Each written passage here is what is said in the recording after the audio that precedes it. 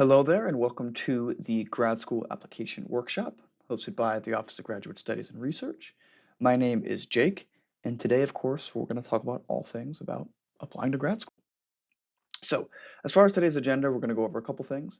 We're going to look at the CV, the statement of purpose, requesting letters of recommendation, and finally, just a few miscellaneous tips. All right.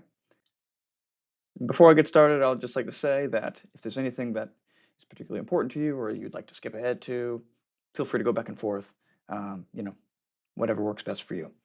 But with that being said, we are going to start with the CV. So first of all, what even is it and how does it compare to a resume? Well, there's a few distinct differences. The CV, for example, is longer and more comprehensive, whereas a resume's goal is to be concise. So a CV is exhaustive of all of your academic accomplishments. If you've accomplished something and it's academic, it goes on there. We're not trying to save space. We're not trying to keep it concise. No. So in that sense, it's a sort of one size fits all for anything academic, um, as opposed to the resume, which of course is tailored to a specific job. So you're putting experiences on there that are relevant to the job you're applying for. Um, Whereas the CV, if we've done it, we're putting it on there. It's not the time to be humble. So let's break down the sections. The nice thing about the CV is it's very straightforward in the sense that, in my opinion, there's a right way to do it and there's a wrong way to do it, right? This isn't creative writing or something of the sort. This is very a yes and no, a right or wrong, in my opinion. So here's a look at the sections that we can expect to see on a CV, depending on one's experiences, such as your own or my own. This is important. Each section is in chronological order. Um, that is to say, let's look at publications, for example. If you've recently published something, say in 2026, that would go on the top, and then a publication from, say, 2025 would go down in descending order, so that the least recent, of course, is at the bottom. And an important note, and sorry I'm cutting it off a bit here, but only include sections for which you have relevant experience or something to hang your hat on. So, for example, if you had no publications, which is fine, don't put that header and then put none underneath. Let's only put sections for which we can actually claim we have some sort of experience. The same goes for anything else. Grants, teaching experience, whatever it may be. And we'll get into this more later, but it's totally fine if you don't have experiences in one section or another, or if you only have, say, one experience under a header, that's fine too. But make sure you put it.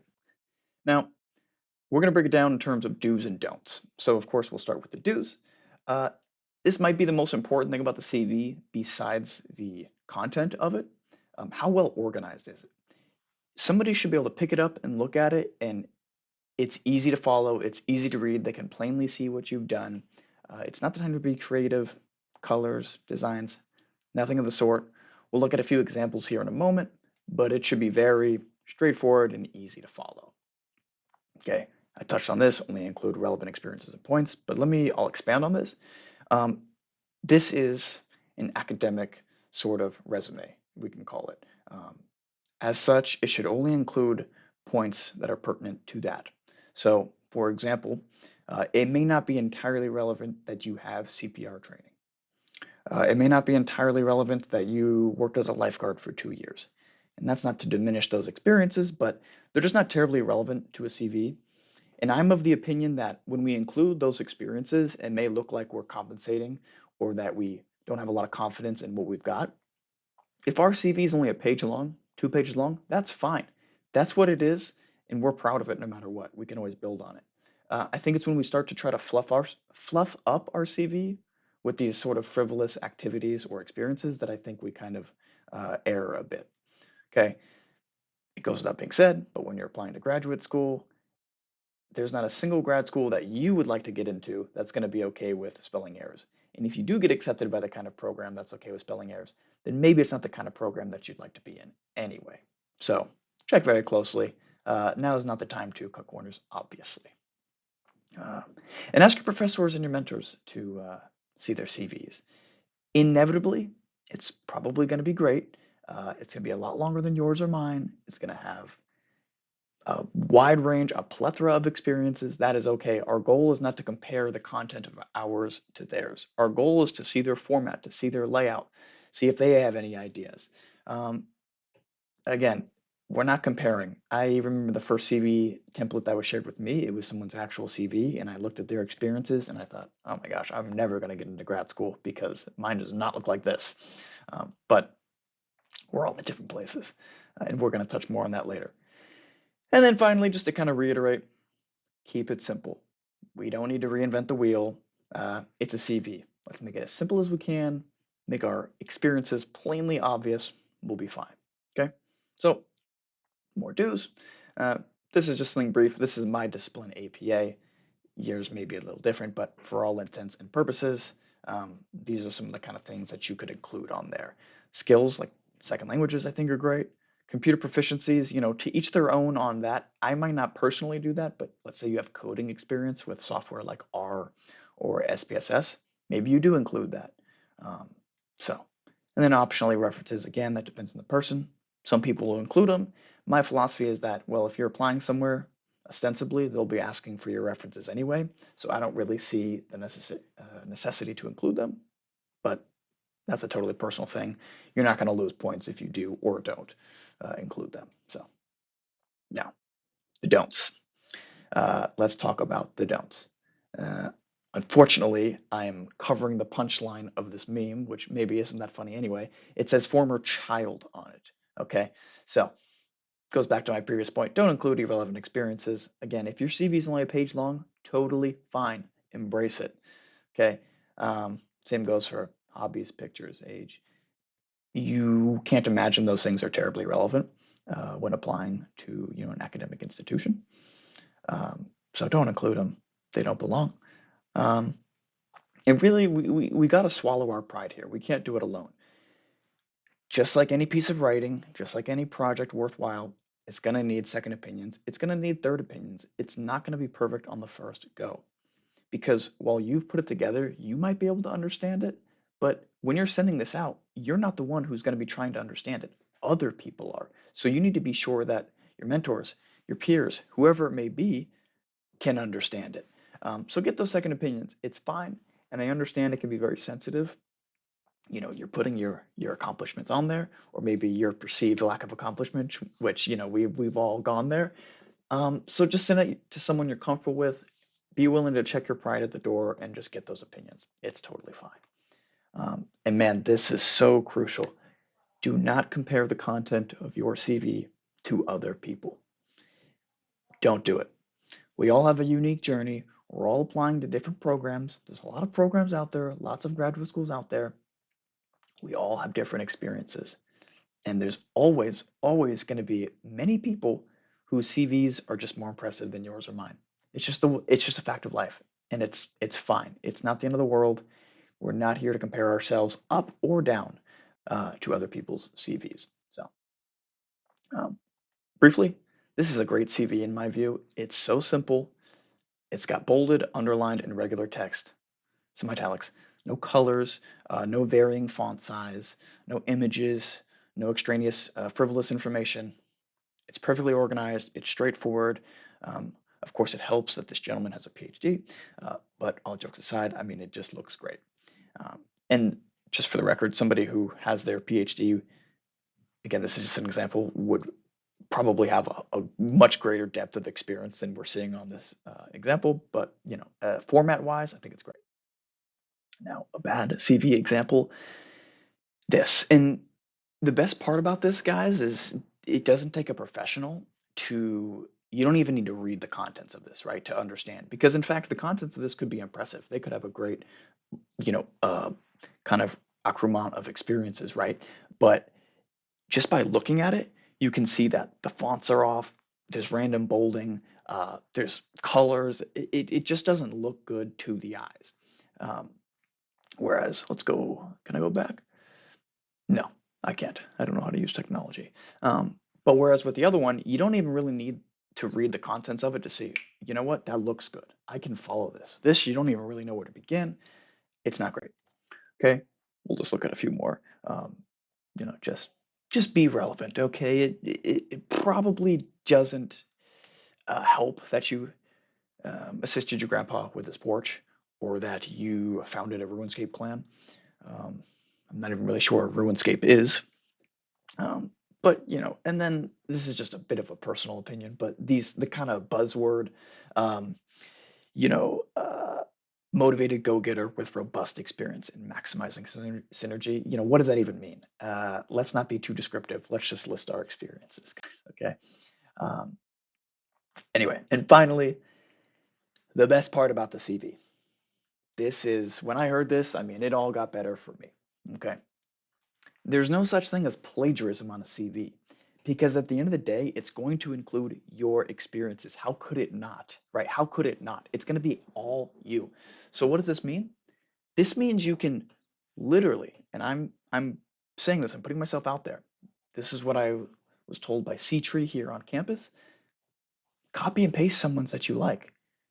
Copy and paste it because you're removing every single word and putting in your own. So all you're keeping is the format. And you can't plagiarize a format. It's bolded or underlined or justified text. It's not word for word or even ideas. So no such thing as plagiarism on a CV. By all means, if you see a format you like, take it. So with all that being said, let's move on to the statement of purpose. Um, now, oftentimes it's known as a personal statement. You might hear that in passing or in conversation. Uh, that's not really what it is. That's a bit of a misnomer, in fact.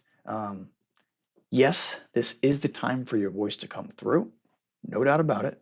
Um, but, but, not as a memoir and not as an autobiography. Okay. I've heard tell of people who use their statement of purpose as a sort of almost like therapy session. And that's not to diminish their experience, but that is to say that it's just not really the place for it. And we'll get into why. So essentially, the content of your statement of purpose should logically lead in a sort of funnel to why you are a good fit for the program you're applying to. So in this way, it's very much a narrative, which, for some of us is tricky. The hardest thing to write about is yourself. So, um, and I am sorry that I'm covering this yet again, but this really is the biggest it depends piece of the pie. So the CV is straightforward. You're going to have one CV and you're going to add to it for the rest of your life, and you will use that always. The statement of purpose, it varies, and you need to be diligent in reviewing the requirements of your desired program. I mean, sure, the material may depend, but some are even asking that you single space it. Okay, some ask that you double space it. So just be diligent in seeing what exactly is expected. I can say, for me, for example, my last application cycle, I was able to, for the most part, use the same kind of nucleus of my statement of purpose. But with each programs, you may have to insert a paragraph about this here or this here, based on their requests. So just be diligent and keep extra good track of what programs actually want. Okay, so keep going. This is huge. In your statement of purpose, you should be explicitly stating why you're applying to that program and, of course, why you're a fit.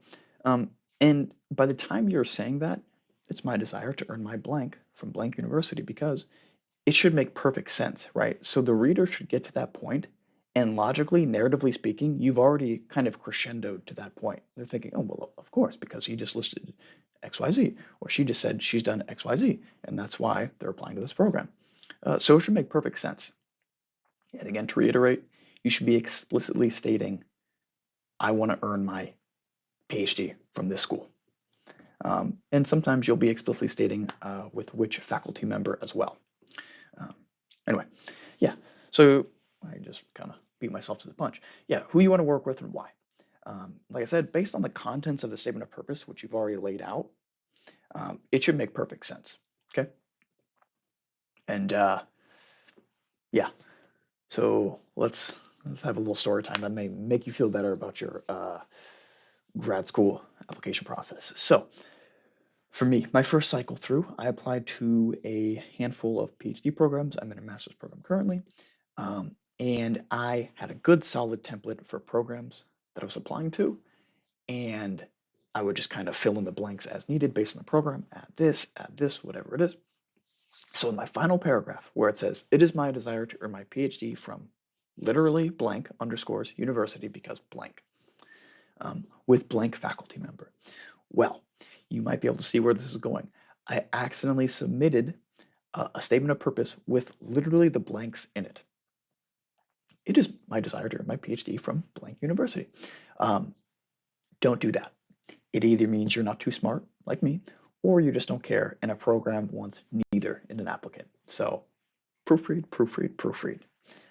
Um, yeah, don't do this alone. Again, just like every other step in this process, I mean, even just the fact that you're watching this video, you're not doing it alone. So kudos to you. But anyone who's willing to look at it, friends, friends that you know, think may be able to help, professors, anyone who's willing, mentors, whoever it is, ask them. We can't feel entitled to it because, we're asking them to do something out of the kindness of their heart. But, if they're willing and able, then by all means, we got to put our pride to the side and, we can benefit. And then, of course, we have resources here on campus, the Writing Center, the Career Center, all that good stuff. More than happy to help. That's what they're there for. And revise, revise, revise. I mean, anybody that, writing is a part of what we all do. So this goes for all that, but revise, revise, revise. Your first draft should not be the submitted draft. Really, your fourth draft should not be the submitted draft. So treat this like, well, give it the importance that it deserves. Um, Case in point, this could be the deciding factor in your application. And would you be comfortable if it was anything less than your best? Probably not. Okay. So requesting letters of recommendation. Interestingly, I know for some people this is kind of the most uh, anxiety-inducing part of the process. So let's get into that. So again, I just beat myself to the point. But so when it comes to requesting letters of recommendation, I think the most important thing is we're requesting from professors that can attest to us, to our character, to our integrity, to our work ethic, not just grades. Because the fact is, 95% of people applying to grad school are great students. They've gotten A's, they've done well in the classroom. That's not always what's going to separate you.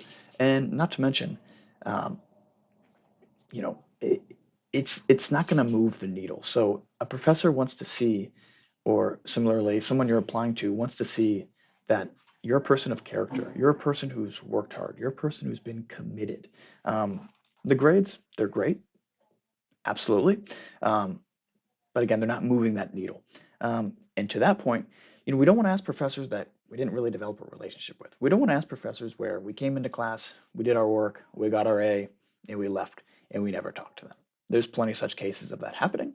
Um, so let's not put professors in a tough spot where we need to make them try to rack their memory, or they say sure, and they write a statement, or sorry, they write a letter that says, hey, I never really got to know this student. They did a good job in my class, but they didn't really come talk to me.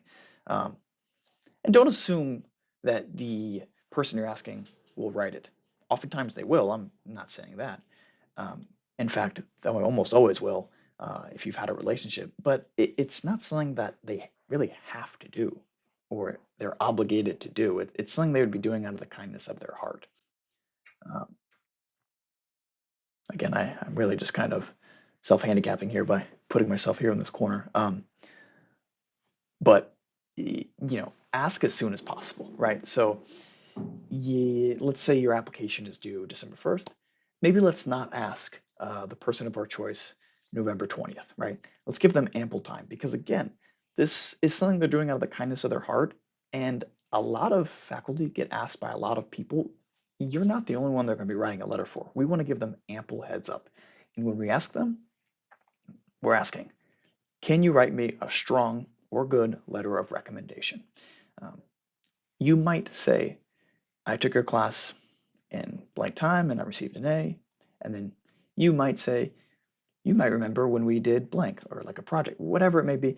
But the point is, we're being straightforward. And in email, there's nothing wrong with it.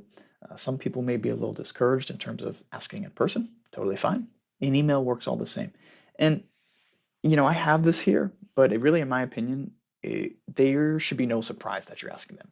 You've developed a relationship with them, you've worked together in some capacity, or you've asked them about the research, you've attended their office hours, so that by the time you're asking, they're like, absolutely, I'd be more than happy to help this student.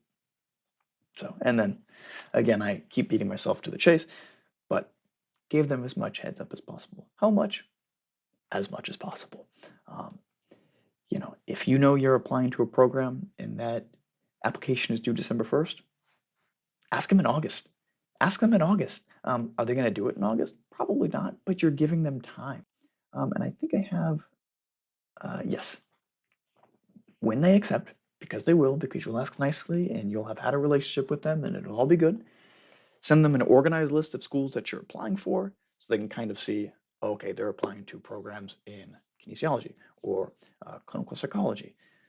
That way, maybe they can tailor the letter as such. Also, send them your statement of purpose and your CV. Now, some will say, hey, yeah, I'll make edits, I'll look over this, great. Others may not, totally fine. They're very busy, but they can still use that as sort of a reference point for writing that letter and kind of see where you're at. Okay.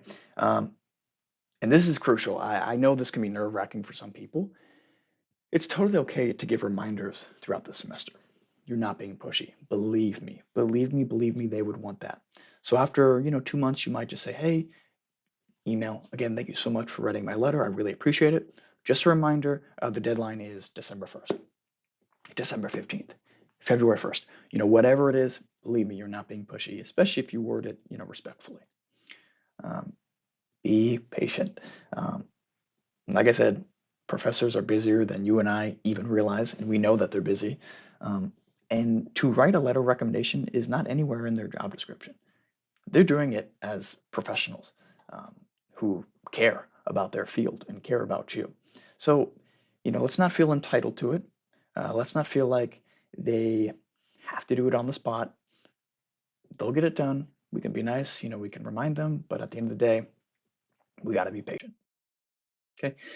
And now, before we wrap up, I just want to give a few miscellaneous tips. Obviously, this portion of the workshop could go on for hours because it just could. That's the nature of it, but just a few that we can get into. Organization, obviously crucial as an undergrad, even more crucial in grad school, and it's certainly crucial for applying to grad school. Um, this is something I strongly recommend you put together an Excel worksheet or Google sheet, just categorizing everything. The name of the school, the discipline, the faculty mentors that you would like to apply to. First option, second option. How many letters of recommendation do they require? Are you going to need to take the GRE? Um, whatever it may be, special notes regarding the statement of purpose, whatever it may be, it's all here. It's all here. And then this is what you can send to your faculty mentors who you're requesting write your letter of recommendation. Um, and then do with that note what you will. But you'll find that tremendously helpful, and I strongly recommend that you do that. Okay. Now, one other, I think, very important tip, very important mention to make, the dreaded question, how many programs should I apply to? Well, the answer is very simple. As many as you can reasonably afford that are in line with your goals and priorities. Okay. What does that mean? It means that if you can afford it, because of course it's a very expensive process, and if the program makes sense for you, you would like to go there, it's a fit, um, you like it, you'd be stoked to go there, and you're not doing something you're uncomfortable with, say going too far out of state or doing something that's outside of your realm of interest, do it. If that means you're applying to 15 programs, then I say absolutely. I sometimes hear tell of people saying, I applied to 2 or 3 schools. That's fine. That's totally fine. It's your prerogative. You can do one, you can do 20. But it's very competitive. Many people apply. And when you only apply to 3 schools, even if you're an outstanding candidate, statistically speaking, you're not giving yourself as great of a chance as you could by applying to more. So again, it's a totally personal choice. Apply to as many or as few as you want, but I'm of the opinion that if you have the means to apply to more and they make sense, you do it. Yep, if you're able to apply to 10 or more, do it. I think that that's a good kind of threshold to reach for. 10 is a good ideal, I believe. Um, now, naturally, that's expensive. Let's say you apply to 10 and they cost $100 each. You can do the math on that. However, a nice little pro tip that I don't know if many people realize when they're applying, you can always reach out to the program and request an application fee waiver. It's a no risk proposition because that has no bearing on your application whatsoever. And sometimes they'll give it to you. I mean, guys, my first time applying, again, I applied to maybe like 10 PhD programs. I think 3 or 4 of them said, no questions asked, said, yeah, absolutely. And it was a free application. So it's absolutely worth doing. It's such a low risk proposition. There's really no reason not to do that. So, um, and finally, one last little pro tip. The most important thing, really, I can say throughout the whole course of this workshop is just bet on yourself. Um, and when applying to grad school, don't let self-doubt be the reason you don't apply. There's many personal reasons you might not apply, all of which are valid, whether it's financial, whether it doesn't make sense for your career, whatever it is, totally fine. But if self-doubt is going to be the reason you don't apply, then reassess. Because the very fact that you're here, the very fact that you want to go to grad school and you've thought about it, should tell you something. It should tell you that it's absolutely worth betting on yourself. Because let's just say you applied to grad school and you didn't get in the first time, you're not going to go to bed at night thinking, gee, I really wish I didn't take a shot. I really wish I didn't bet on myself. You'll never regret that. So just do it. If you talk to enough people or you read enough articles on the internet, you'll talk yourself right out of it. But the fact is, take the leap of faith and just go for it. Um, it's going to be stressful. It's going to be difficult. I like to say that the process of applying to grad school is more or less equivalent to taking a full-time class, like a 3-unit class. It's going to take a lot of time, and it should. I mean, this is your future we're talking about. So this stress, um, it's par for the course. Power through. If you can survive that, you're fine. And worst case scenario, like I said, if you end up in a situation where you don't get accepted your first time through, you have survived, and you should pat yourself on the back for even enduring the process. Um, so all of that being said, thank you for watching. Again, my name is Jake on behalf of the Office of Grad Studies and Research, and I sincerely hope that you got something from this, and best of luck.